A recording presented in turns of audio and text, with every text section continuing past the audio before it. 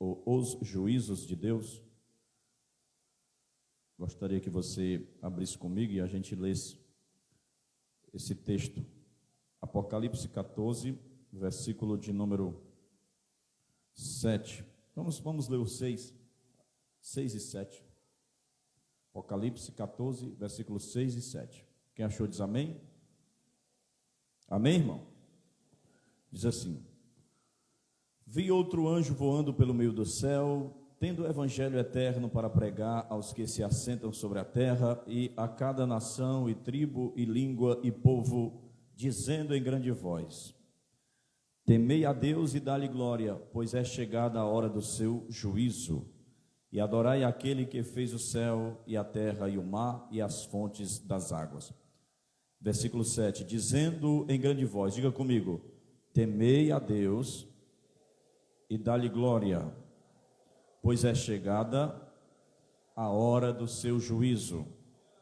Pois é chegada a hora do seu juízo. A hora do seu juízo. Senhor, fica conosco. Espírito Santo nos guia, nos abençoa, nos unge, nos dá inspiração, revelação da tua palavra. No nome de Jesus, é o que nós te pedimos e te agradecemos. Amém. Você pode sentar. Nós estamos aqui diante desse texto, como eu falei, estamos falando a respeito dos juízos de Deus. Nós vimos no capítulo 20 que existirá um juízo final, existirá um juízo do trono branco.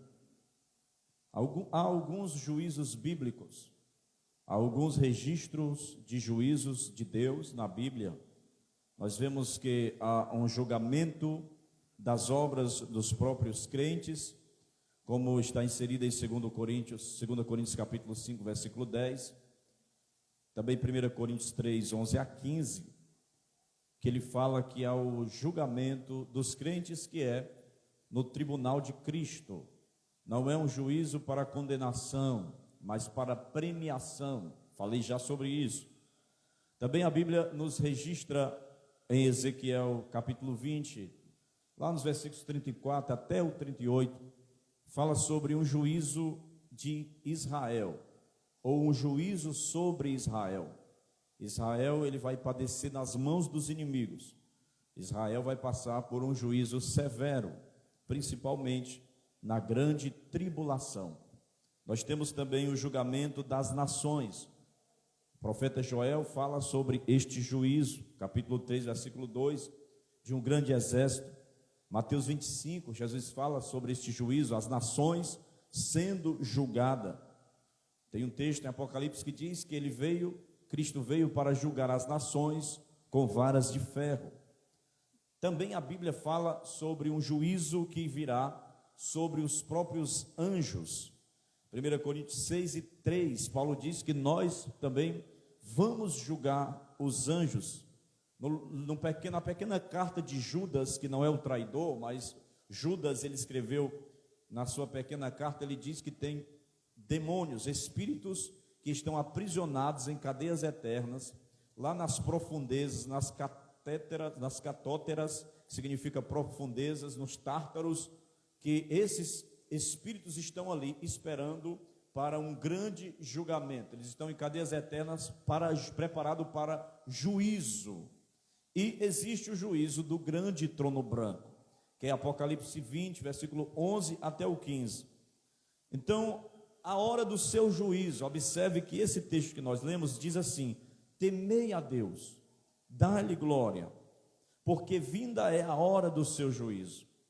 Imediatamente após a ressurreição de todos os mortos, acontecerá o juízo chamado o juízo final, conhecido também como o grande juízo do trono branco. Há um provérbio popular que diz que Deus tarda, mas não falha, né? Mas se você observar bem este argumento, ele não se aplica assim a Deus. Por quê? Porque Deus, ele é maior do que o tempo. Deus ele não está inserido na nossa agenda, ele é atemporal, ele é pré-histórico, histórico e pós-histórico. O próprio Deus, ele habita, a eternidade habita dentro dele. Então, de eternidade, a Bíblia diz, de eternidade em eternidade tu és Deus, lá no Salmo 90. Então, o tempo que nós achamos que é de Deus não é, o tempo é nosso. A Bíblia fala de dois tempos, né? Que é o Kairos e o Cronos. Muitos dizem que o Kairos é o tempo dos homens, o Cronos é o tempo de Deus. Na verdade, se você for pegar os textos, você vai observar que o Kairos nada mais é do que o ápice dentro do Cronos. Ou seja, a cronologia é o tempo dos homens, mas o Cronos é um ápice, é um destaque. Exemplo, quando existe uma partida de futebol, nós temos ali 45 minutos no primeiro tempo e no segundo tempo mais acréscimo. Esse é o tempo Cronos. Mas quando o jogador faz o gol, tem um ápice ali do time ou do futebol, ou até mesmo quem está narrando, quando ele dá o grito de gol, há um ápice ali. Então, ali é algo que destaca o Cronos dentro do Kairos, para você ter uma ideia de mais ou menos o que significa isso. Mas enfim, a agenda de Deus não está na nossa agenda. Então nós não podemos dizer que Deus tarda, porque Ele chega sempre na hora certa. É as nossas expectativas que muitas vezes a gente quer colocar Deus na nossa expectativa e nós nos frustramos. Isso aconteceu com Marta, porque ela chega e diz assim: Senhor, se tu estivesses aqui, o meu irmão não teria morrido. Aí Jesus diz assim: Marta, o teu irmão há de ressuscitar. Aí ela vai colocar a Deus dentro da agenda dela, ela puxa a agenda dela e só reservou para qual dia? Eu sei que ele há de ressuscitar no último dia. Aí Jesus, eu imagino ele olhando, dizendo assim: você está fazendo aí de acordo com a sua agenda, mas o meu tempo não é o seu tempo. Se tu creres, verás a glória de Deus. Então, um dos pontos altos do discurso do sermão apostólico é o juízo final. Precisamente naquele lugar de julgamento, Paulo ele declara também que Deus ele já determinou um dia em que com justiça há de julgar o mundo. Quando ele está pregando lá em Atos 17, ele fala deste dia. Não existe uma informação bíblica clara, não existe assim o dia X exato do dia ou do juízo do grande trono branco, mas nós sabemos que ele acontecerá, conforme está estabelecido na palavra de Cristo. Qualquer um que chegue é como a vinda de Cristo. Nós não podemos marcar datas precisas, mas nós sabemos que os sinais estão indicando. Então, se alguém chegar hoje e dizer assim: rapaz, eu estudei aqui e tal, e dia tal, do mês tal, horário tal, depois da vinda de Cristo vai ser dia tal, acontecerá o juízo. Não existe isso, porque ninguém sabe o dia. Mas nós sabemos que está muito perto, está próximo. A Bíblia diz, lá em Sofonias, que o grande dia do Senhor está perto e se apressa muito. E naquele grande dia bradará o homem todo-poderoso, porque será dia de trevas e de densas trevas, de guerras e de desolações, contra os montes e contra as torres altas. Então esse dia nós sabemos perspectivamente e biblicamente falando que ele está muito perto. Todos os sinais estão indicando, sinalizando a volta de Cristo, a volta iminente de Cristo na terra.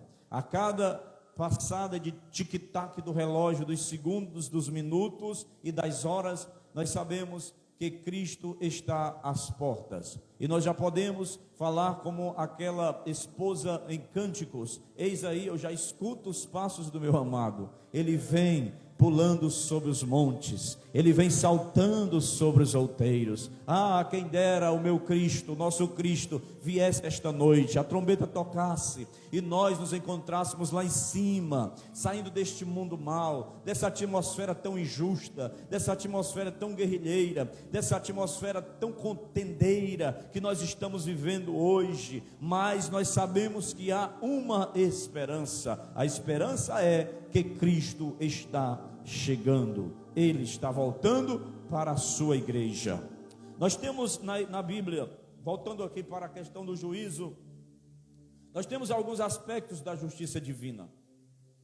O termo justiça no original hebraico é uma expressãozinha que se pronuncia assim, din, D-I-N, din, significa dominar, governar, significa também legislar, contender. É uma pequena palavra, mas o significado é amplo, porque também significa defender a causa de alguém, pelejar com alguém, pelejar por alguma coisa. Chegou, deu certo, né? O termo derivado dessa palavra é traduzida por disputa, é traduzida por julgamento ou causa. Tem uma expressão que é Dan ou Dayan, aí irmã Dayan, significa também um juiz, é derivado de juiz. Você observa que quando aquela mulher teve um filho, que era a Raquel, né, Isaac, Jacó, Raquel e Leia, ou Lia, elas disputavam o marido, Jacó, quem tinha mais filhos e tal, e todas elas, quando tinham filho, elas colocavam um nome que traria um significado. E quando ela tem um filho chamado Dan, ela diz: eu vou colocar o nome dele de Dan, porque Deus julgou a minha causa. Então essa variação Dan ou Dayan significa um juiz. Por fim, também ele é derivado de Din, que provém de Medina, que significa estado, província ou governo. Literalmente significa lugar de julgamento ou justiça. Então apenas uma palavra, você observa que ela tem vários e amplos significados. E Deus, ele é perfeito em todas as coisas, inclusive em justiça. Olha para o seu irmão e diz assim: Deus, diga aí, eu não sou muito de ficar falando essas coisas não, cutucar os outros, mas diga para o seu irmão: Deus é justo. Diga: Deus é justiça. A Bíblia retrata um desses atributos de Deus. Em Gênesis 18 e 25, a Bíblia diz que Deus é juiz de toda a terra. Deus, ele tem alguns atributos, e esses atributos, eles são divididos em duas classes. A primeira é chamada de atributos comunicáveis, o segundo é atributos incomunicáveis. O que é um atributo incomunicável? Por exemplo, a Bíblia diz que Deus é eterno. A Bíblia diz que Deus, ele é eterno, ou ele é antes da eternidade. Mas também a Bíblia fala de atributos comunicáveis. Qual é o atributo comunicável? É que ele é bom, ele tem bondade. No incomunicável, ele é onisciente. Por quê? Porque um homem não pode ser onisciente, só Deus, por isso é incomunicável. Onisciente significa que ele conhece todas as coisas. Mas no comunicável, ele é bom, ele é um Deus de bondade. Então eu posso ser bom, eu posso ter esse atributo, por isso que é comunicável. E é interessante que esse atributo de Deus, ele é comunicável, porque é um atributo de justiça. E Deus, ele sabe fazer justiça.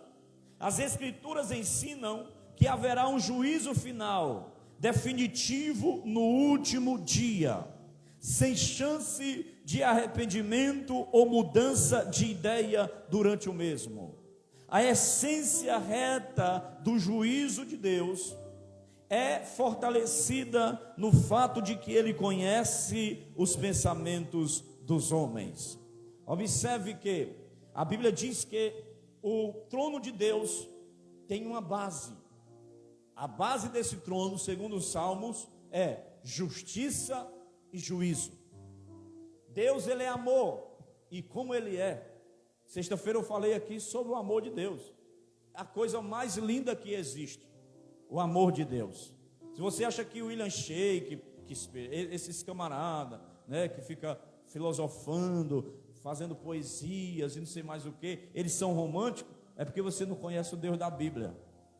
Deus, o amor não é um estado, não é um sentimento. O amor é uma pessoa. Deus é o próprio amor. Mas ele também é justiça. Há muitas pessoas hoje que pregam apenas um lado da moeda. Ah, bichinho, Deus é amor. Tu é o xodózinho de Deus. Tem problema não. Aí passa a mão. Aí a pessoa vem todo errado, não tem uma correção. Aí só recebe aquele negócio que vai levantar o ego dele. Mas está todo desmantelado, todo em pecado e precisa de uma correção. Não prega a justiça de Deus. E muitos acham que é só isso mesmo e acabou. Mas Deus, ele também tem um atributo chamado justiça. E a Bíblia diz uma coisa que faz nos tremer: horrenda coisa é cair nas mãos do Deus vivo.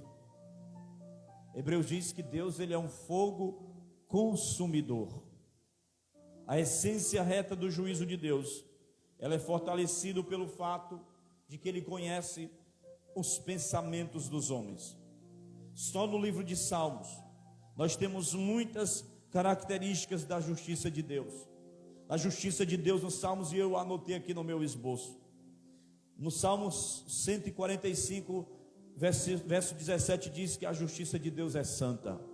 No Salmo 119, verso 137, diz que é inteiramente reta e justa. Salmo 19, verso 9 diz que esta justiça é autêntica e verdadeira. No Salmo 31, verso 31 diz que a justiça de Deus, ela é libertadora. Salmo 119, verso 40 diz que ela é poderosamente vivificante. Salmo 119, verso 142, a justiça de Deus é eterna. Salmo 71 e verso 15 diz que ela é fonte de bênçãos divinas.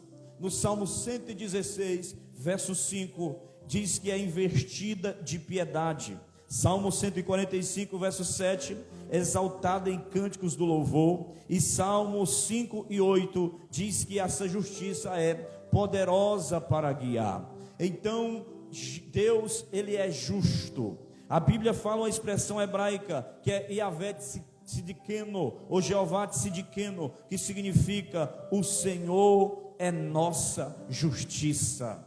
Não sei se você está sendo injustiçado, mas o nosso Deus é justiça. Se tem uma coisa que Deus é, irmão, é justo. Se tem uma coisa que Deus gosta, é de justiça. Parece até que eu preparei essa mensagem já, premeditada para o tempo que nós estamos vivendo. Mas não, faz tempo que essa mensagem está sendo trabalhada. Mas é importante nós falarmos sobre isso, porque o nosso Deus, ele é justo. E o que é interessante é que durante o cativeiro babilônico, Jeremias, ele assegura ao povo de Deus que eles serão conduzidos à terra prometida. E nós somos informados de algo muito poderoso. Eu gostaria que você abrisse aí a sua Bíblia, dá certo aí? Jeremias 23, versículo 3 e 6. Nós somos informados aqui de um nome especial e de um nome oficial que o Messias, ele terá durante o milênio. Terá um nome expressivo, um nome profético, um nome que vai ser oficial dele na época do milênio. Jeremias 23, versículo 3 e 6. E eu mesmo recolherei o resto das minhas ovelhas de todas as terras para onde as tiver afugentado, e as farei voltar aos seus apriscos, e frutificarão e se multiplicarão, certo. E levantarei sobre elas pastores que as apacentem, e nunca mais temerão, nem se assombrarão, e nenhuma delas faltará, diz o Senhor. Jeremias 23, 3, agora o versículo 6. Vai. 6, né? É. Nos seus dias, Judá será salvo, Pronto. e Israel habitará seguro. E este será o nome com Este que é o nome pelo qual será chamado. Qual é? o Senhor, justiça nossa. Senhor, justiça nossa. Observe que a Bíblia ela leva tão a sério essa questão da justiça, que quando foi no primeiro advento de Cristo, ele teve um nome profético, um nome expressivo oficial, que era dado e profetizado, vaticinado pelo profeta messiânico Isaías. Ele diz: eis que a virgem conceberá e dará à luz a um filho, e o seu nome será Maravilhoso, Conselheiro, Deus Forte, Pai da Eternidade e Príncipe da Paz. Um menino vos nasceu e um filho se nos deu, natureza humana e natureza divina, porque um filho ele se nos dá, o menino é o que nasce, mas o filho ele não nasceu, porque o filho é eterno, ele se deu. Então ele diz assim: ele também será chamado Emanuel. No primeiro advento, Deus conosco, mas no segundo, Jeremias toma a trombeta profética e ele diz na sua forma de arauto: naquele dia ele terá um nome, e o nome dele é Yahvé Tzidkenu, é Jeová, justiça nossa, Senhor, justiça nossa, porque Deus é justiça. Aleluia. Então o primeiro advento simboliza o amor, simboliza a misericórdia, simboliza a compaixão, é trazendo o alcance ao pecador. Porque no primeiro advento ele diz: eu não vim condenar o mundo, mas eu vim salvá-lo. Mas quando passa o primeiro advento, que vem o segundo, aí sim, porque no primeiro, vocês estão cansados de ouvir isso aqui, mas eu gosto de falar. No primeiro, ele vem na manjedoura, ele vem no jumentinho, mas na segunda vinda, ele vem no cavalo branco. Ao invés de vir no jumentinho, animal de paz, ele vem no cavalo branco, animal de guerra. Na primeira vinda ele veio como servo, na segunda ele vem como Senhor. Na primeira ele vem para ser açoitado, mas na segunda vinda ele vem para açoitar as nações com vara de ferro. Na primeira ele vem como servo sofredor, mas na segunda ele vem como Rei dos reis e Senhor dos senhores, não como parente remidor, mas como parente vingador. Ele é a justiça. Nós vimos na Bíblia, deixa eu devagar que eu estou com dor de cabeça hoje. Mas nós vimos na Bíblia o testemunho apostólico. Você pode traçar um estudo sistemático, você vai observar que os apóstolos falaram disso. Você pega a pregação de Paulo, ele anuncia o juízo para o governador Félix. Quando ele anuncia o juízo, porque imagine, irmão, Paulo cheio do Espírito Santo, debaixo de uma unção tremenda. A Bíblia diz que ele pregava até meia-noite. Pensou, irmão? Às vezes eu prego aqui 40 minutos, os irmãos já estão se coçando assim. Mas ele pregava até meia-noite. Ele pregou, e o coitado do Eutico que estava lá na janela ficou com sono, caiu lá embaixo, quebrou o pescoço. Aí Paulo desceu, orou por ele, levantou ele, o menino está vivo, e voltou e pregou até de manhã. Aí ele estava pregando na frente de Félix, que era o governador. E quando ele fala sobre o juízo, Félix se perturba. Ele fica amedrontado. Abra a sua Bíblia em Atos 24 e 25. Atos 24 e 25. Vamos ler aqui esse relato de Lucas. Em Atos. Atos 24, versículo 25, por favor. Aí. E tratando ele da justiça e da temperança e do juízo vindouro, Félix, espavorido, respondeu: por agora vai-te, e em tendo oportunidade te chamarei. Olha aí o que aconteceu, ó. Por enquanto pode ir. Deixa o texto aí. Paulo ele entra no tema. ele entra no assunto, e ele diz que haverá um juízo. Aí Félix fica perturbado e diz: não, depois a gente fala sobre isso aí, eu vou sair. Aí ele sai, por quê? Porque ninguém gosta de ouvir juízo, irmão. O pessoal gosta muito de ouvir amor, coisa boa, coisas que massageiam o ego. É por isso que está crescendo muito aí a teologia do coach, né? Acho que é coach. É só uma meia luzinha assim, um ambiente mais escuro, mais piano, alguém sentado num banquinho e tal, falando: Deus é amor, do coração de Deus você é o centro, e não sei o quê. Mas fala juiz aí para ver. Manda se arrepender dos pecados. Faz igual o João Batista, cria vergonha na cara, se arrepender, seu bando de cobra, víbora. Arrependei-vos para que seja cancelado o pecado de vocês. Aí o povo: quer que eu faça, João? Pelo amor de Deus, tem que ser batizado, rapaz. Tem que se converter, rapaz. Aí Paulo começa a pregar sobre o juízo, e o Félix não quis escutar. Quando ele escreve Romanos, ele faz uma exposição clara acerca da justiça de Deus. Romanos 2, 3 e 5 e 16. Paulo, ele estava preocupado com seus ouvintes. Ele estava preocupado em que eles escutassem aquilo e eles se arrependessem, porque ele deixa muito claro sobre este juízo de Deus. Aos Tessalonicenses, o apóstolo enfatiza o justo juízo de Deus também. Em 2 Tessalonicenses capítulo 1 e versículo 5. 2 Tessalonicenses capítulo 1, versículo 5. Abra aí a sua Bíblia aí, por favor. 2 Tessalonicenses 1 e 5. Glória a Deus. Quem está aí dá um aleluia aí, irmão. Quem está aí dá um glória a Deus, irmão. Vocês estão cansados não, né? Prova clara do justo juízo de Deus, para que sejais havidos por dignos do reino de Deus, pela qual também padeceis. Pela qual também o quê? Padeceis. Nessa tradução, sofrer. Ah, mas eu não queria sofrer não. Eu queria só bênção, pai. Eu queria só mel, né? Sabor de mel. Mas Jesus disse assim: no mundo vocês vão ter aflição, no mundo vocês vão padecer, vocês irão sofrer, mas tem de bom ânimo, porque eu venci o mundo. Paulo, ele está preocupado em conscientizar os seus leitores, Tessalônica, aos romanos, o próprio Félix, governador lá da província, de que existiria um juízo.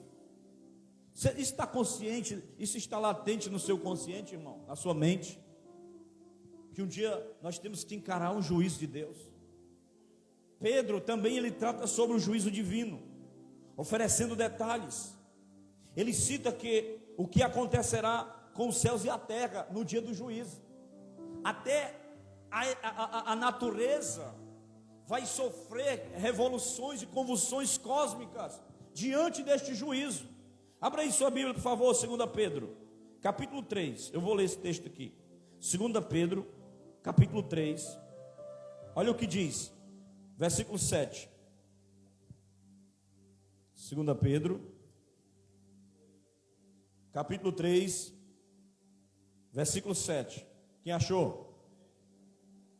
Ora, os céus que agora existem, esse céu aqui que a gente vê, e a terra, pela mesma palavra, tem sido entesourado. O que é entesourado? É guardado, reservado para o fogo, estando reservados para o dia do juízo e destruição dos homens ímpios.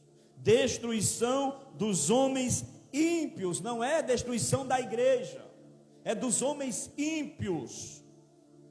Olha o que ele diz, versículo 8. Há todavia uma coisa, amados, que não deveis esquecer: que para o Senhor um dia é como 1000 anos, 1000 anos como um dia. Não retarda o Senhor a sua promessa, como alguns a julgam demorada. Pelo contrário, ele é longânimo para convosco, não querendo que nenhum pereça, senão que todos cheguem ao arrependimento. Ao arrependimento aí, ó. Virá, entretanto, como ladrão o dia do Senhor. De novo ele diz: no qual os céus passarão com estrepitoso estrondo, e os elementos se desfarão, abrasados. Também a terra e as obras que nela existe serão atingidas. Olha só como é que vai acontecer o que é que vai acontecer naquele dia? Os céus que agora existem, os céus passarão por um estrepitoso estrondo, os elementos ardendo se queimarão. E eu estava lá no Chorozinho pregando, lá no interior, na fazenda, no meio do mato. Aí eu disse: irmão, vai pegar fogo. E eu li esse texto. Aí teve uma irmã que foi apavorada para casa. Porque tem umas pessoas que escutam, mas parece que não escutam, né? Aí chegou a irmã, doidinha, falando lá para outras irmãs, irmão Valentim: esse pastor é doido, disse que vai pegar fogo em Chorozinho. Olha, o Chorozinho vai pegar fogo. Ele falou. Aí depois a irmã que não estava no culto veio falar para mim, disse: pastor, a irmã estava ali dizendo que o senhor disse que ia pegar fogo no Chorozinho. Aí eu disse: irmã, se fosse só no Chorozinho, vai ser no mundo todo, irmão. Porque eu estava pregando, irmã, sobre a volta de Cristo, e eu mostrei o texto. E alguns escatólogos dizem que o céu no Uranus é derivado de Curanon, que é derivado de urânio. Urânio é o produto que se fabrica com a bomba atômica. E estes céus, no hebraico, a palavra céus é Shamaim. Shamaim. Shamaim é a junção de duas palavras, Esh e Maim. Esh é fogo, Maim é água. Então o firmamento do céu, ele é uma mistura de fogo e água. Só Deus para misturar fogo e água, irmão. Você observa que está tendo uma chuva assim, ó, uma chuva torrencial, aí de repente vem um relâmpago, um raio, no meio da água. É fogo e água. Então, tanto verte água como verte fogo. Quando Deus destruiu Sodoma e Gomorra, desceu fogo de onde? Do céu. Quando Deus destruiu a terra no dilúvio, a água veio de onde? Veio de cima e veio de baixo. Abriu as comportas de baixo também. Então é fogo e água. Deus, ele junta esses elementos. Então ele está dizendo que o grande dia ele vem como fogo. Olha só 2 Pedro 2 e 4. 2 e 4. 2 Pedro 2 e 4. Quem achou diz amém. Ora, se Deus não poupou os anjos quando pecaram, antes precipitando-os no inferno, os entregou a abismos de trevas, reservando para juízo. Está falando de juízo. Está falando que está guardado para juízo. Imagine aí. Ele disse no outro texto, ele disse que está entesourado, ou seja, reservado. Quem é esperto, às vezes deixa uma reservazinha, né? E pode acontecer algum imprevisto. Não, isso aqui eu vou guardar, que pode precisar comprar um remédio. Tem um destino, tem um objetivo. E Deus tem um objetivo com os céus, que existe agora. Deus tem um objetivo para os demônios. Deus tem um destino para a natureza, para a terra e para a igreja. Tudo está guardado e entesourado. A pergunta é: qual é o meu destino? Ele está dizendo que haverá uma grande explosão. Mas também a Bíblia fala, o autor da carta aos Hebreus, que o autor ele vai declarar a eternidade deste juízo. Vamos para lá? Hebreus capítulo 6. Hebreus capítulo 6. Vamos ler. Quem não leu a Bíblia essa semana, vai descontar agora. Hebreus 6 e 2.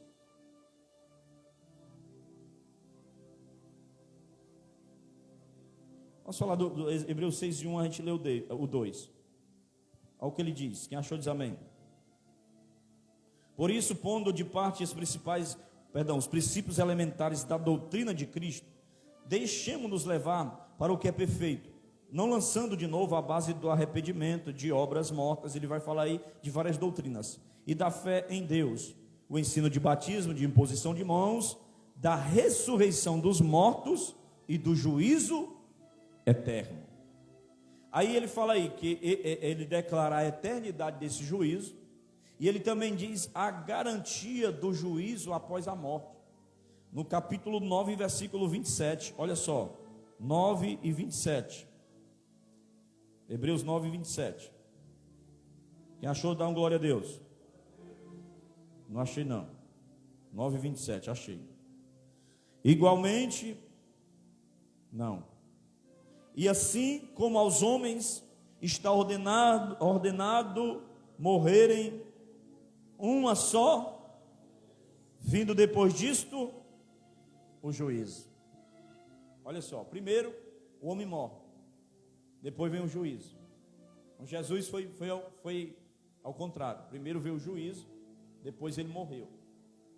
Mas o homem primeiro ele morre e depois vem o juízo. Vem o juízo final.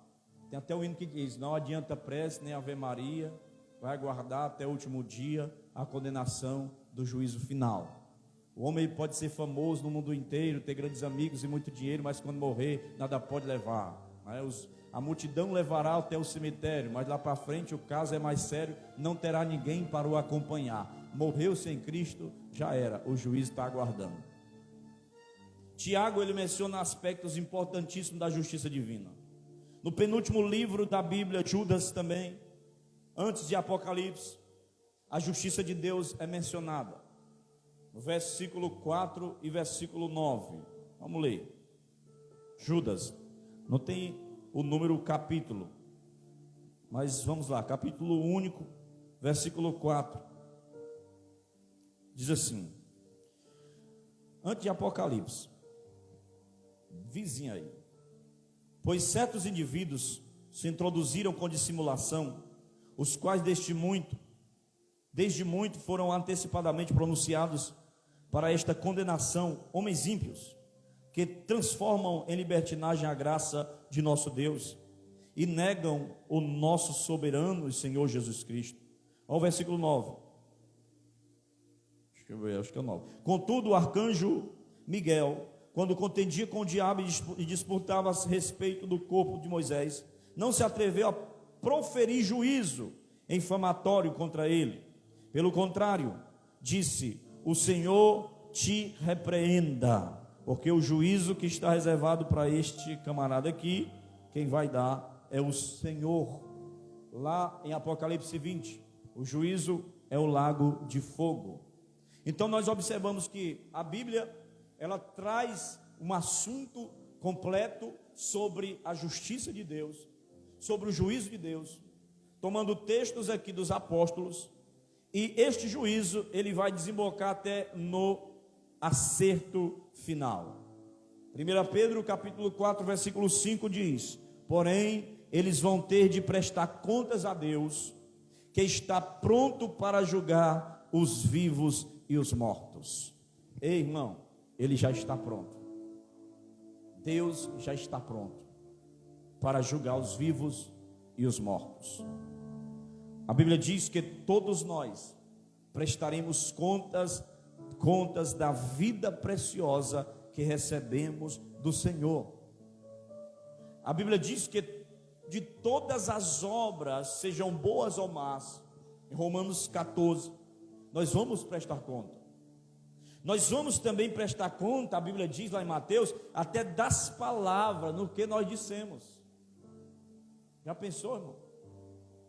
De tudo que nós falamos, a gente até esqueceu, está registrado, está no banco de dados de Deus, que tem mais capacidade do que o seu HD de 1 tera, sei lá de quantos gigabytes, que é falível, porque eu tinha um monte de livro, um monte de coisa, queimou, perdi tudo.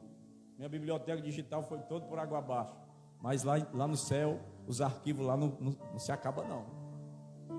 E lá é livro, porque a Bíblia diz: e abriram-se os livros. Vou falar sobre esses livros depois. Então, todas as palavras que dissemos.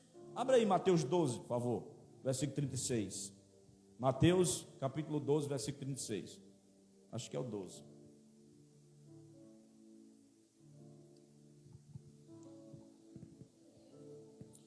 Mas eu vos digo que de toda palavra ociosa que os homens disserem, hão de dar conta no dia do juízo. E aí? Estou inventando? Jesus está falando. Nós vamos prestar conta dos nossos pensamentos. O Salmo 139 fala que está escrito e registrado no livro. E diz que antes que a palavra venha à boca, eu pensei, ele já sabe. Nós vamos prestar conta dos segredos. Marcos 4, versículo 22. A Bíblia diz que não há nada oculto que não seja revelado. Nós vamos prestar conta das nossas intenções.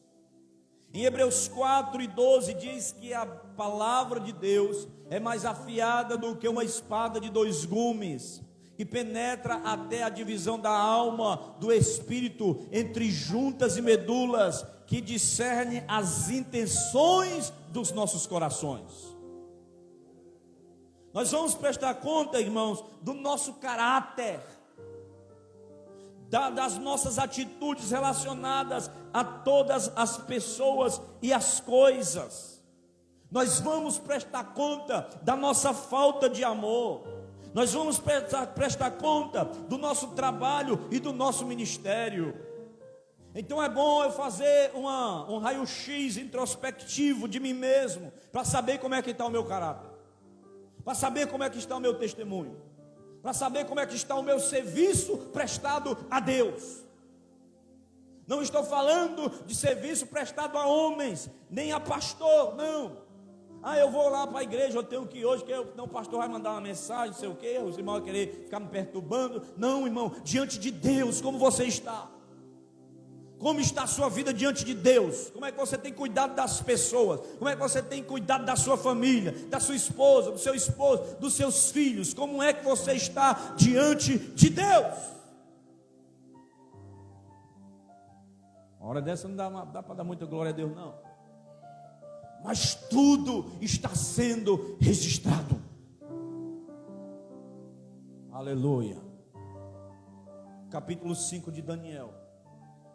A Bíblia diz que um homem chamado Belsazar, ele fez um grande banquete a 1000 dos seus grandes. Imagine o tamanho da sala no Palácio Real, 1000 nobres. E ele fez uma festa, em vez de ele fazer a festa com as coisas dele, ele fez a festa com as coisas de Deus. Porque Nabucodonosor tinha invadido o templo e levou os vasos, as taças dos serviços sagrados da casa de Deus, e ele profanou. Ele fez uma festa, era vinho a rodo, não era coisinha fraca não era picanhazinha não, era caviar mesmo. Ele fez um banquete grande. Eu ouvi alguém dizer, esse pastor. Ele fez um banquete, aí sabe o que aconteceu? Uma mão começou a escrever na parede, uma mão misteriosa. Pense no medo grande que esse rei teve. A Bíblia diz que o joelho dele batia palma assim, um no outro. O seu queixo tremia, os seus ombros desfaleceram, e uma mão misteriosa começou a escrever uma língua estranha. Ninguém falou língua estranha lá naquela festa. Deus veio e falou: Mene, Mene, Tekel, Uparsim. Ninguém sabia que palavra é essa, que nome é esse. Chama aí os adivinhos, chama aí os camaradas que trabalham aí com a literatura, com a linguística, para saber o que é que significa essa palavra, que idioma é esse. Aí chamou, não sei o que é isso aí não, trava-língua não, trava-língua é isso aí, não sei o que é isso aí não. Aí alguém se lembrou, ei, tem um rapaz aqui, que ele tem um espírito de sabedoria. Como é o nome dele? É Daniel. Aleluia.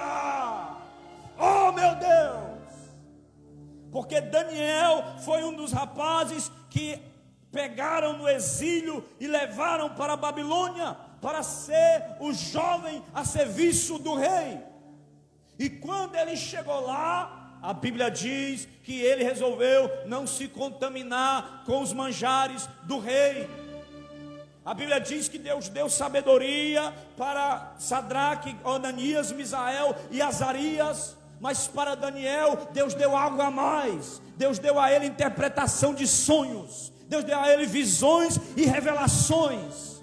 Ele interpreta a visão de Nabucodonosor quando ele tem a visão daquela estátua. E ele chega lá, Daniel já não era mais um jovem, já era um homem, já de quase meia idade. E quando ele chega na Babilônia, sabe o que é que acontece? Os nomes deles adoravam ao Senhor, mas ele troca os nomes dos rapazes para adorar as divindades da Babilônia. Essa é a filosofia, o espírito da Babilônia. É trocar a identidade dos nossos jovens, é trocar a identidade da nossa geração. Ao invés de adorar a Deus, para adorar os ídolos deste mundo. E só o que tem hoje, viu, irmão?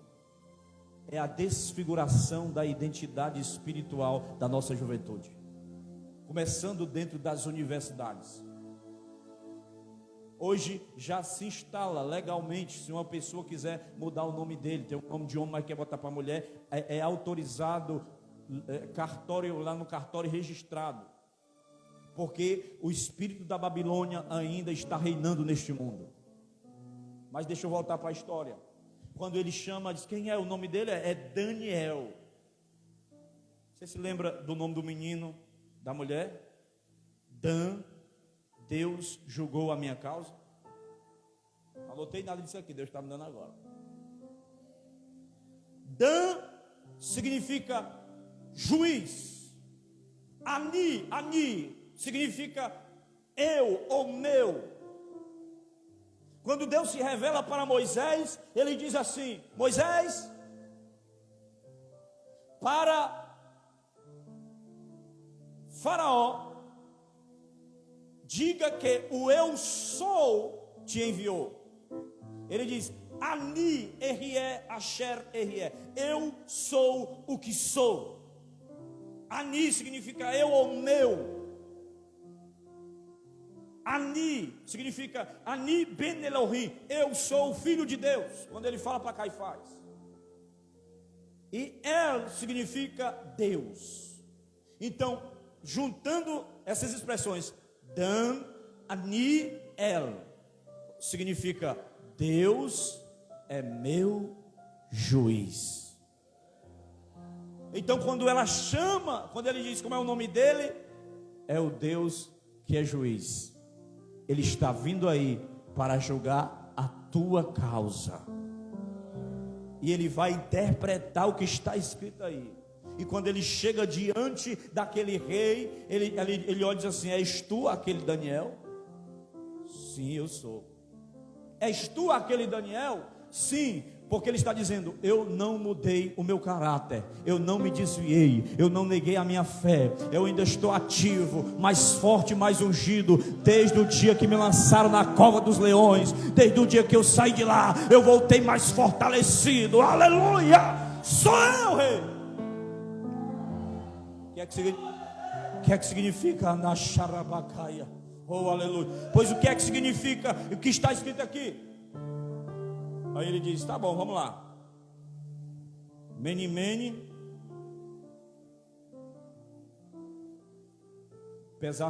pesado, foste na balança, se achou falta em ti.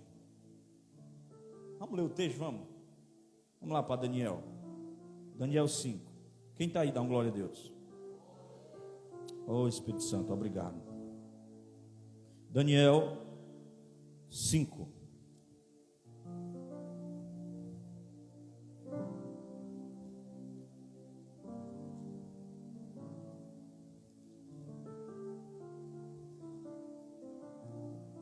Quem achou diz amém. Olha aí o versículo 22.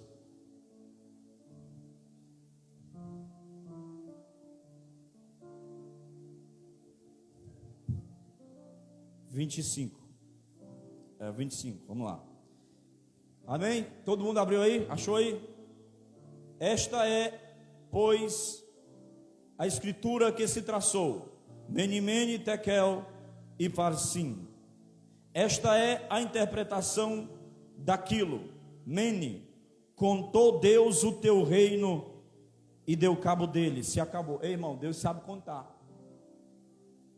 Deus é um excelente contador. Está tudo guardado nos arquivos. Esta é a interpretação daquilo. Mene, contou Deus o teu reino e se acabou. Tekel, pesado foste na balança. Deus tem uma balança. Pesado foste na balança e foi achado em falta. Pérez, dividido foi o teu reino e dado aos medos e persas. Então mandou Belsazar, que vestissem Daniel de púrpura e lhe pusessem cadeia de ouro no pescoço e proclamassem que passaria a ser o terceiro no governo do seu reino. Naquela mesma noite, olha só o juízo, como foi repentino. Naquela mesma noite foi morto Belsazar, rei dos caldeus. E Dario o Medo, com cerca de 62 anos, se apoderou do reino. Deus conta.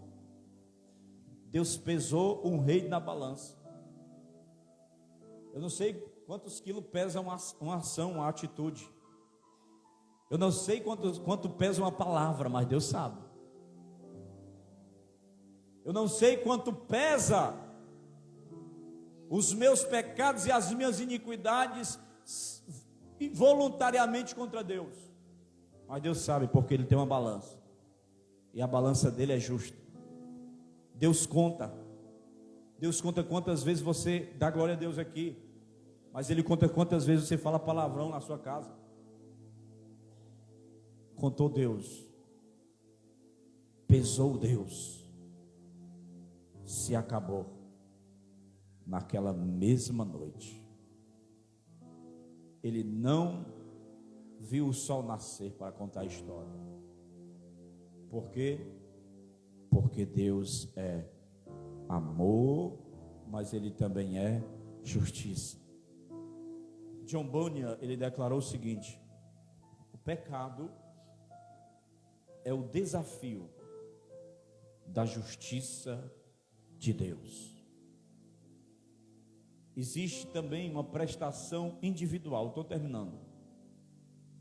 Uma das características do último juízo será o depoimento e a prestação de contas individuais. Você não poderá responder por qualquer pessoa. Não, eu vou responder pelo meu marido. Não, eu vou responder pela minha esposa. Não, pelo meu pai, pelo meu filho, pelo amigo, pelo meu vizinho. Dá para responder, você vai responder por você. Já ouviu aquela palavra que diz assim: a salvação ela é individual. Eu tenho que cuidar da minha. Ai, mas fulano, eu só vou para a igreja se minha mulher for, se não sei o que for, deixa ele lá, bora para a igreja. Quer ir não, filho? Pois eu vou buscar Deus. Porque se você ficar, em vez de ser um soldado baleado, é 2.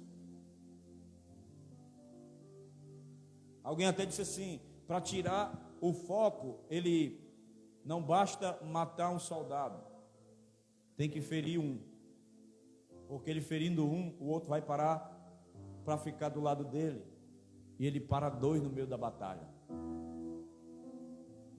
A salvação, a prestação vai ser individual. Cada um vai prestar conta. Então, é assim: cuide da sua vida e deixe o outro cuidar da dele. A expressão bíblica, cada um e suas obras, indicam claramente, cada uma as suas obras, indica claramente o caráter individual do ajuste de contas. Lá em Romanos 14:10, 2 Coríntios 5:10 diz assim, que nós havemos de comparecer.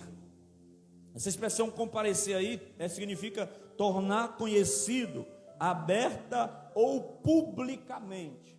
Será publicamente. Será em um lugar que a Bíblia não diz exatamente o campo geográfico. Onde é que vai ser o lugar desse julgamento? Capítulo 20 de Apocalipse. Ele diz que aonde esse lugar era tão assim, aquele que estava sentado no trono, que a face dele fez com que os céus e a terra fugissem diante dele.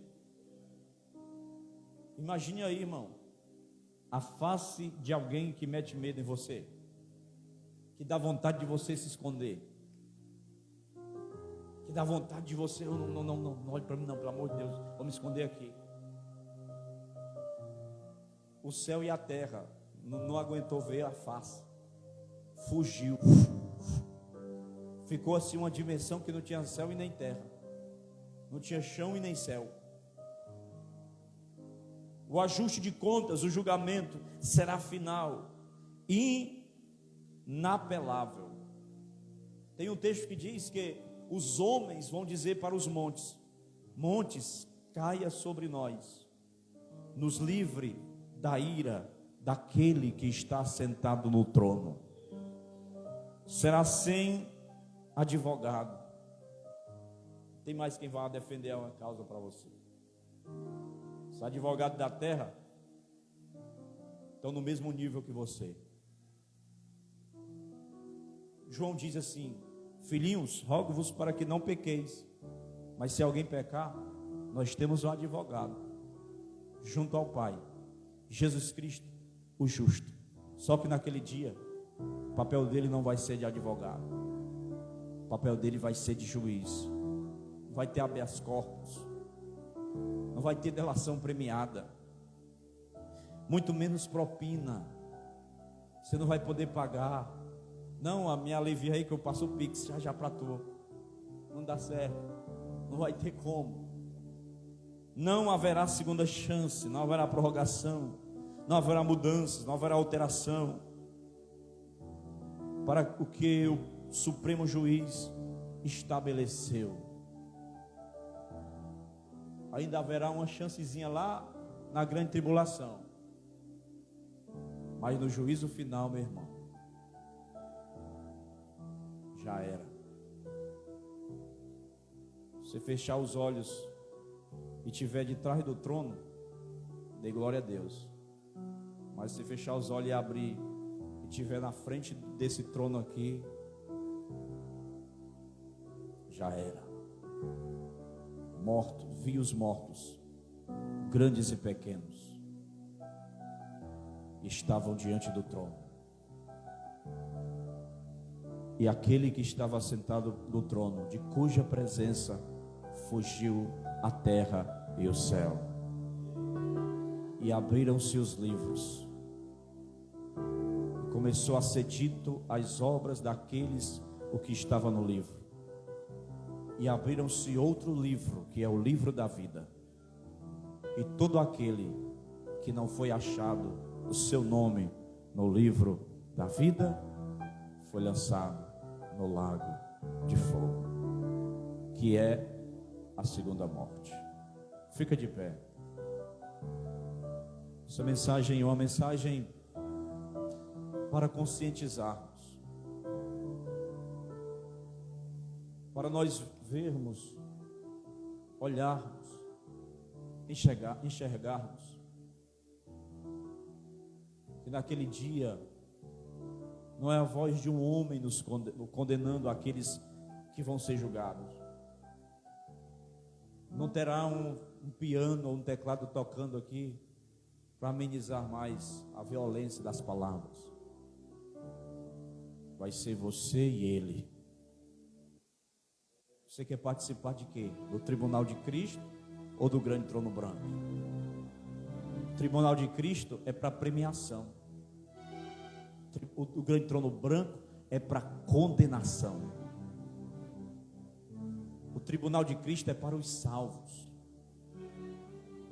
mas o grande trono branco é para aqueles que já estão condenados, é para os ímpios. Irmãos, não o anticristo não vai ter muita dificuldade de reinar nessa terra. Não vai ter. Você observa pelos quadros, o quadro que nós estamos vivendo. Você já imaginou viver o tempo que você está vivendo hoje? Daqui a pouco, as informações que estão chegando aí é que o Covid vem aumentando de lá para cá, viu? Na Europa, Estados Unidos. Daqui a pouco chega aí. E do jeito que está o negócio, se tiver outra pandemia, nos segura, Jesus. Porque vai a cada dia se afunilando ainda mais. Chacoalhar da figueira. Figueira está sendo sacudida, está sendo balançada. É hora da igreja perseverar, é hora da igreja orar, é hora da igreja buscar ao Senhor. Ore pela sua nação, ore pelo seu país. Amanhã nós temos oração de manhã aqui, da madrugada. Faça um esforço, venha orar, venha buscar. Amanhã está programada aí uma grande greve, irmão, geral. Quem acompanha sabe, quem vê WhatsApp, essas coisas. Geral, os caminhoneiros estão parados já. Todos os estados do país, manifestações. Os caminhoneiros já deram o recado, não vão para o mercado, façam as suas compras, porque vai faltar comida, vai faltar coisa, vai faltar combustível. Isso aí não é outra coisa não, é os últimos tempos, irmão. Tudo isso está envolvido no que nós estamos pregando aqui. A luta é grande. Quanto nós pudermos lutarmos pelo nosso direito como cidadão, nós estamos fazendo. Mas você observar a geopolítica, a América Latina e agora o Brasil, já está tudo avermelhou tudo. O que é isso? É a implantação do reino do anticristo. Se as pessoas se iludem por palavras enganadoras de um homem, imagine quando chegar um que vai fazer descer fogo do céu, que vai fazer prodígios e maravilhas. Pode tacar na testa aqui o número, pode tacar aqui, na mão direita, porque vão sucumbir a este rei. Nós estamos numa preparação, você não está entendendo? Nós já estamos no treinamento, já começou. O princípio das dores já está no início, já está chegando. Mas a Bíblia diz: aquele que perseverar até o fim, este será salvo. Não se preocupe, não tenha medo, não perca o seu sono. É só você orar, buscar a Deus. Não deixa ninguém tomar a tua fé, não deixa ninguém roubar a sua convicção em Deus. Não esfrie na fé. Não é época de ser frio, velho, de estar toda não, cheio de nhenhen, de milindragem, não. E não é tempo para isso não, irmão. Não é tempo para ser crente meia boca, não. É tempo de ser crente para ir para o céu, ser crente até debaixo d'água, chova canivete, se a trombeta tocar, eu vou subir. Feche os teus olhos. Senhor, nós estamos aqui na tua presença. Aqui está a tua igreja, aqui está o teu povo. Que tu venha tocar, Senhor, a nossa vida, venha nos ajudar. Nós não queremos, Pai, ser condenado, não. Não queremos ouvir aquela frase, Senhor, aterradora, que diz: apartai-vos de mim. Nós não queremos. Nós queremos ouvir aquele convite: vinde, benditos de meu Pai. Possuir por herança aquilo que está preparado para vós desde a fundação do mundo. Nós queremos ouvir, Senhor, dos teus lábios este convite. Tu conduzindo a tua igreja naquele grande dia do arrebatamento, tu na frente, o Senhor na frente, e a igreja com vestes brancas, pedra branca, novo nome, e o brado sendo dado: abrai, ó portais eternos, abrai, ó entradas eternas, para que entre o Rei da Glória. E quem é o Rei da Glória? É o poderoso nas batalhas, Ele é o Rei da Glória. Nós queremos ouvir a admiração dos anjos dizendo: quem é esta? Quem é esta que sobe do deserto, tão formidável como um exército de bandeiras? É a igreja, a noiva imaculada do Cordeiro de Deus. Ela está vindo aí.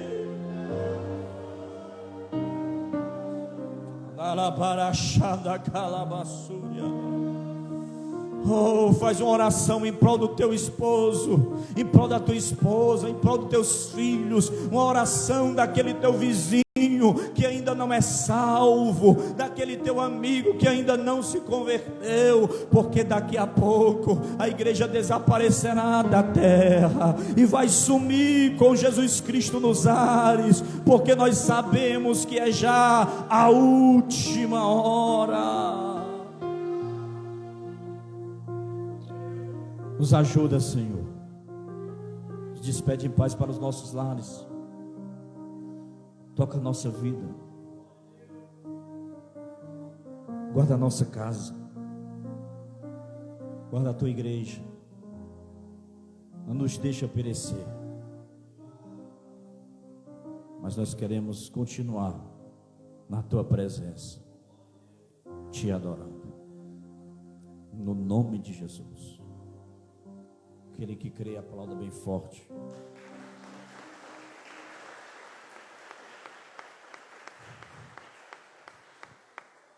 Aleluia. Só avisando aos irmãos, provavelmente os avisos estão aqui, né? Nas minhas costas, não, tá? Vai lá. Glória a Deus. Programação das... A partir de 5 horas da manhã, oração da madrugada, de segunda a sexta. Venha orar, buscar a face do Senhor. Segunda-feira, reunião dos jovens, às 19h30. Terça-feira, ensaio do Ministério de Louvor, às 19 horas. Quarta-feira, culto de oração. Conforme já foi ministrado aqui, precisamos orar. Venha bater na porta do céu. Vamos orar juntos. Quinta-feira, curso de teologia, mais uma aula, às 19 horas. Glória a Deus. E sexta-feira, nosso culto de ensino às 19h30. Glória, carta de Coríntios. Sábado, culto de crianças às 18 horas. Tema: crianças escolhidas para viver promessas. Venha, traga seu filho, reúna a família, filho do vizinho, filho da rua, chama as criançadas, vem buscar a Deus e crescer na graça. Sorteio ainda está valendo, irmãos. R$200 no Pix. Ainda restam 34 números. Será domingo, dia 13/10, após o culto, o sorteio. Então ainda tem 34 números. Coloque um ponto, abençoe esse departamento. Esse departamento precisa da sua ajuda. Procura as irmãs aí do departamento. Apenas R$10, você ganha R$200 no Pix. Domingo, culto de Santa Ceia, às 18h30.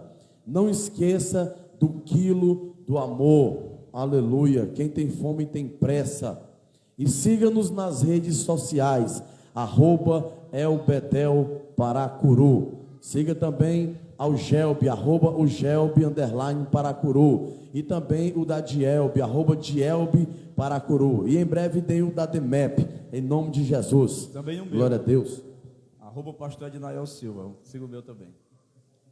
E as mensagens, muitas mensagens que eu prego aqui, eu coloco a parte da mensagem no meu canal do YouTube, viu, irmão? Se você quiser depois, é só colocar lá Ednael Silva, tem as mensagens lá, a série de Coríntios. Acho que tem umas duas mensagens que não deu certo colocar lá, mas todas as outras tem. E quinta-feira tem a curso de teologia, né? Falou, né? Amém, irmãos? E gostaria de chamar aqui o Felipe, né? Que aniversariou, o irmão Felipe. Também a irmã Dayana, aniversariou esses dias, né? Quem mais? Se tiver alguém que aniversariou aí, o Leonardo, né? O Léo também. Se tiver mais alguém que eu não chamei, ou que nós não nos lembramos, venha que eu oro por você. Parabéns para você nessa data querida, muitas felicidades, muitos anos de vida, felicidade, felicidade, felicidades em Jesus. O nosso Pai te abençoe com alegria, paz e luz. É crente, é crente, é crente, é crente, é crente. E ora, e ora, e ora, e ora, e ora a Jesus. Aleluia. Vamos orar por esses irmãos, né? Irmão Ariel quer oração também, irmão Lucas Ariel, né? Está se reconciliando com Jesus. Ele disse que hoje mais cedo ele estava com dor de cabeça, aí pediu para orar por ele. Aí quer oração, né? Fica aí perto da irmã Dayana, fica. Vamos orar pelos irmãos, né, irmão? São bênçãos de Deus para nós. Irmão Felipe, o irmão Léo, a irmã Dayana, são pessoas especiais aqui na nossa igreja, no corpo de Cristo.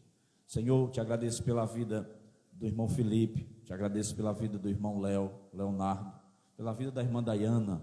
Que o Senhor toque os teus filhos, abençoe os teus filhos, que o Senhor venha dar muitos anos de vida, de saúde, de prosperidade, de bênção, de unção sobre a vida deles, sobre a casa deles, no nome de Jesus. Muitos anos de vida, muita vida nesses anos. Tu conhece os pedidos, os desejos, as causas que os teus filhos têm em tuas mãos. Abençoa-os. Como igreja nós oramos e abençoamos. Abençoa o Lucas Ariel também, que está pedindo oração. Abençoa essa criança, Pai, no nome de Jesus. É o que nós te pedimos, te agradecemos. Amém e graças a Deus. Aplauda mais uma vez. Parabéns. Deus abençoe.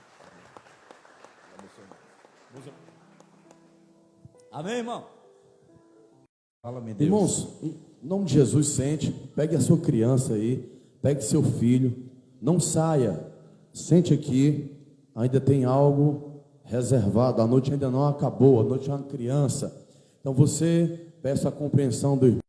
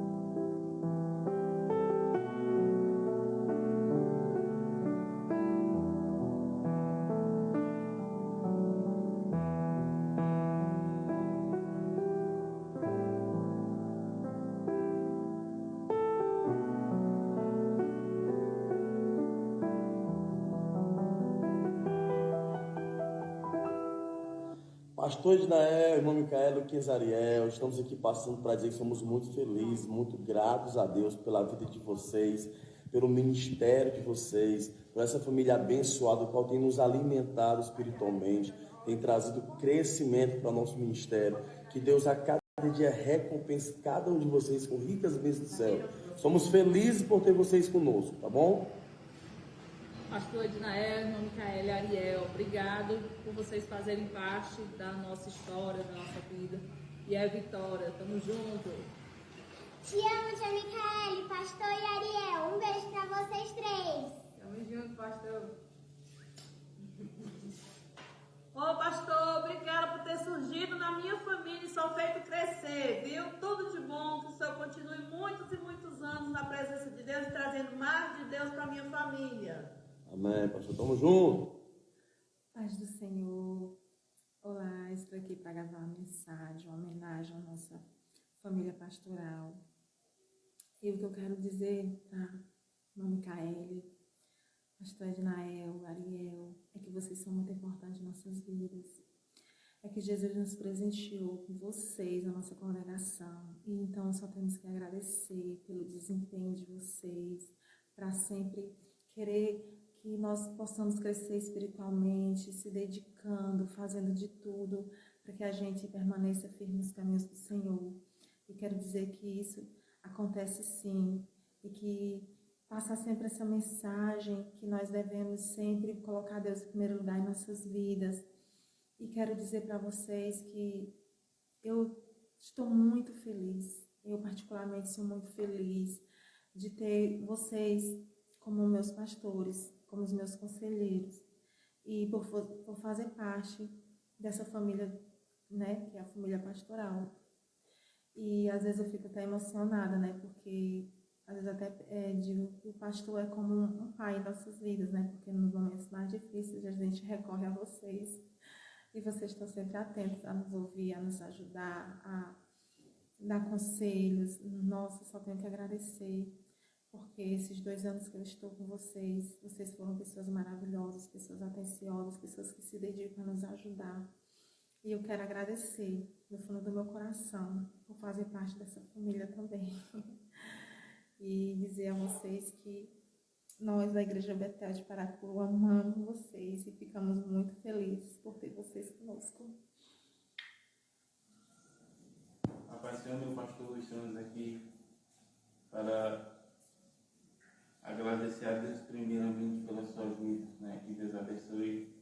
Já faz 5 anos que nós estamos juntos.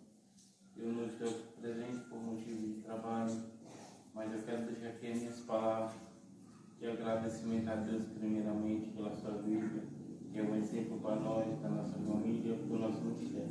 Que Deus abençoe. Nós estamos aqui para o que deve e nós queremos dizer que nós te amamos, a nossa família, o ministério. Então, dessa caminhada, viu? Parabéns, meu pastor. Que Deus abençoe. A paz do Senhor, meus irmãos. Hoje nós estamos aqui para agradecer esta família maravilhosa, que é o nosso pastor, a irmã Micaele e o Ariel.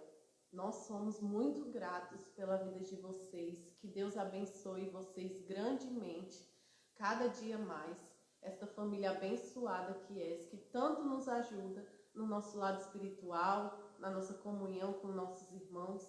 Obrigada por tudo. Nós aqui da nossa família seremos eternamente gratos por vocês. E peço a Deus que vocês fiquem por muito mais tempo na El Betel de Paracuru. Vai. Pastor, nós estamos... Não. Já fui aqui, eu vou pra galera da dona fazer pra gente. Ele não quer, ele não gosta dessas coisas. Ai, falando aí, Ele vai ensinar. Ô, confusão, meu Deus.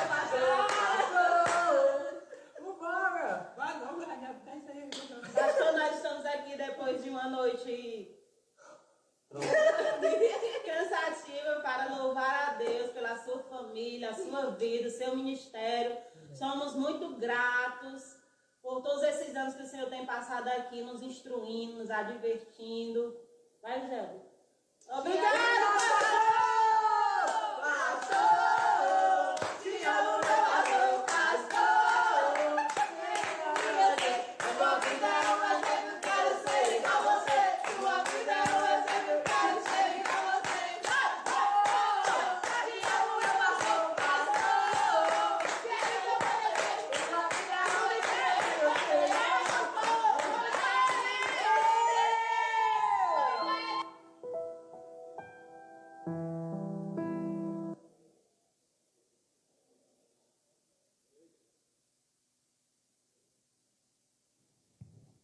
Você pode aplaudir a Jesus?